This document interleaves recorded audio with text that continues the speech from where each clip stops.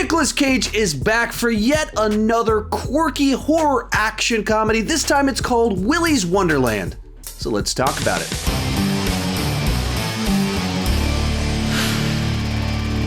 So in Willy's Wonderland, Nicolas Cage plays a loner whose car breaks down in a small town, and he's required to clean up a place called Willy's Wonderland in order to pay for his car repairs. But once he gets inside, he realizes all is not as it seems.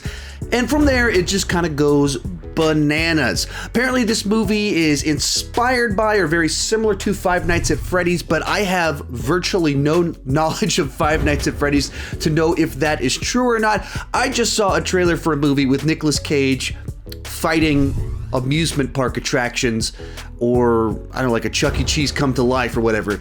And I went, that feels like a movie I really need to watch. But before I let you know what I thought about it, go ahead and tell me what you thought down below in the comment section. Did you love it? Did you hate it? Do you love that weird things like this exist? Or are you baffled that anyone would waste their time creating this, let alone watching it? Let me know down below in the comment section. And let's get started with the good. And I love it when these offbeat, bizarre concepts get to exist and they're able to get Nicolas Cage to sign on. Every year it seems like Nicolas Cage does a new, bizarre horror film that's high concept, one that you really want to talk about. Like the sort of, what are the stuff that happens in it, it's worthy of being like, oh, did you see the Mandy?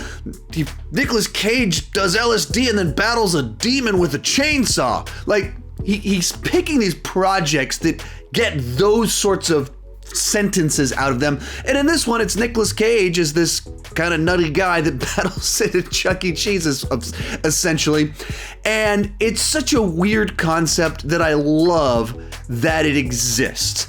And it's a movie that knows exactly what the audience signed up for. It gets to the point very quickly. People start dying early on in the film, or at least we start getting fights early on in the film. It doesn't get distracted with a bunch of subplots. It doesn't think that it's more important than it is. It's not trying to make some big statement with all of this about consumerism or anything like that.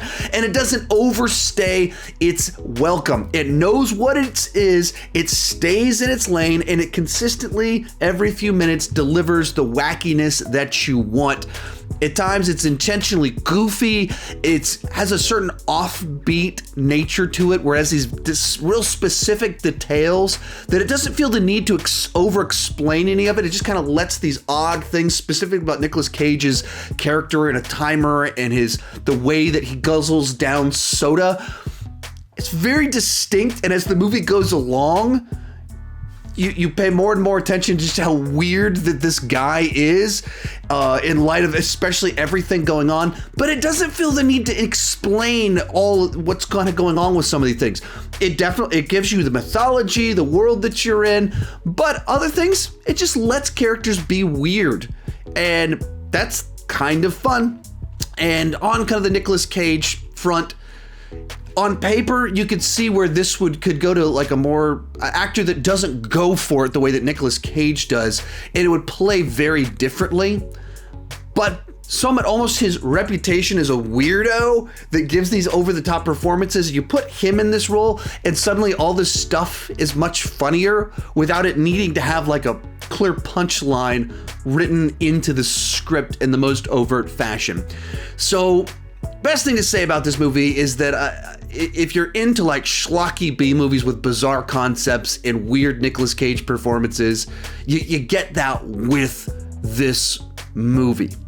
It is distinctly a B movie, though it never really tries to transcend that, and there are some limitations that come with that. So let's move along to the bad. And I think a big thing holding this film back was the budget, that there's only so much that they could do with the money that they had at their disposal, and therefore it limited certain aspects of the film, and certain sequences you can just feel the constraints of the budget. There's a part where someone falls through a roof, and the way it's filmed, they're literally just standing on a roof, and then they like bend their knees, and then it cuts to them falling inside the building, and there's no effort at all put into having any production value to this, proving that there's no hole in the ceiling, and you're just like, okay, well, clearly you couldn't afford to have someone fall through a ceiling, but you wrote it into the script anyway.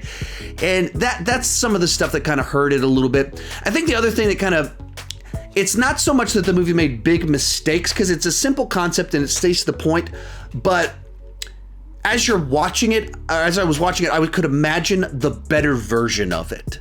And it's always frustrating when you can see the potential in a concept, but they're not able to live up to it. And some of what I mean by that is that the movie kind of stays at the same level and the same note from beginning to end, where it doesn't feel like the crazy or the stakes are escalating. The final fight in the film is just as exciting as the first fight or the fourth fight. They're all kind of on the same note, same level of scope, size, craziness to it. You don't feel growing vulnerabilities. There's one kind of setback for our hero at one point in time, but you never really feel the danger of it. And because of the inherent nature of the story, of its simplicity, and it's not about big character arcs, certainly there's not like, you don't feel the emotional stakes growing, building to a payoff. That's not what this movie is. And so it just kind of stays on this one level without a lot of variety. And I think as simple as, you know, when you go to a movie like this, the basic concept of Nicolas Cage battling these amusement park creatures is fun in and of itself, but then you immediately start going, what are they gonna do with this? Going back to the Mandy example, you talk about Mandy, you talk about Nicolas Cage doing drugs and fighting demons with a chainsaw, and you like remember those distinct things. Whereas with this one, it's like he's fighting these creatures with a stick. That's it. And the whole time you're thinking like, they couldn't come up with something clever, like he attaches aerosol cans to the sides of his broomstick and lights it on fire somehow and is spinning it, fighting two of these things, or you get one of them arms stuck in an amusement park attraction, another one over here and finds a way that like the machines rip apart. That's all you have to do! Like I'm spitballing while I'm talking and coming up with things more creative than what's in the movie. And anytime that happens, you go, okay, either they weren't creative or they didn't have the budget to pull it off. Once again, too, budget kind of hurt this film a little bit. And so it's not like a big negative, but it's one of those situations where I was watching it being like, I wish they could have, it would have been cool if, and you see imagine the version of this one with, you know, just twice the budget, even of this small budget, where they can go to a bigger amusement park type place with more clever ways to kill these attractions and more cool weapons. And I kind of wish there would have been more of that, because it is just a lot of him like, this time he's got one stick, this time he's got two sticks. This one he's got using his fists, and in this one he's using a bag of soda. It's not actually creative, interesting the way it plays out, unfortunately. So for me, a fun time. I'm glad it exists, but I could imagine the better version of it. Let me know what you thought down below in the comment section on this one. Seems like people are gonna love it, or they're gonna be like, what was that? What did I just watch? I think there's gonna be a lot of that. Just people love the novelty of something so weird and different. And when you have something so weird and different, some people, it's just not going to be for them, because it is such a niche film.